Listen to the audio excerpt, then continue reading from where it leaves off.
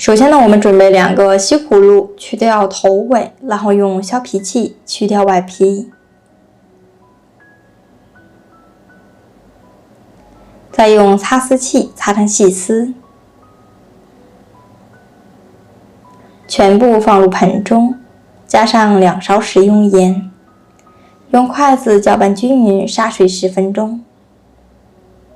准备1根胡萝卜，去掉外皮，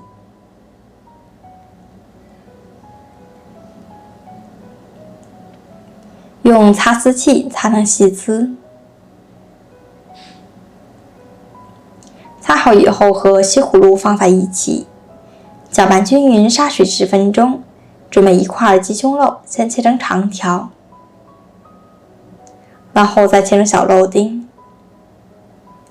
切好以后放入盆中，加入生抽、胡椒粉、1勺食盐，下手抓拌均匀，腌制20分钟。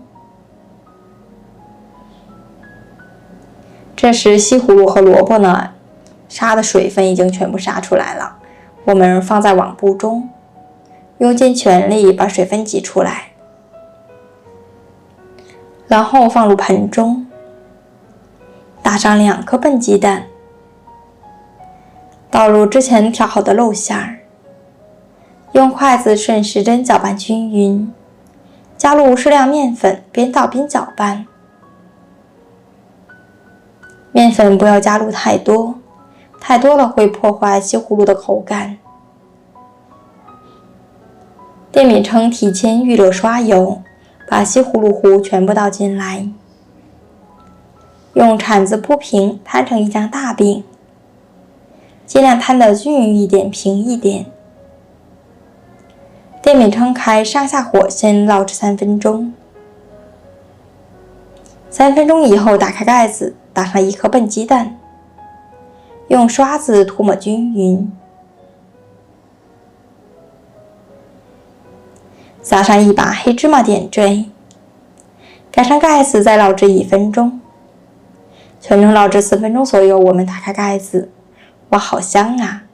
利用铲子出锅，趁热放在案板上，用刀先给它切成长条。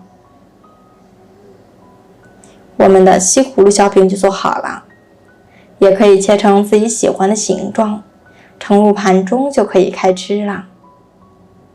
小碗中加上2勺自制的调料，这样做出来的西葫芦小饼特别的简单好吃，当做主食呢很不错，几分钟就可以做一大锅了。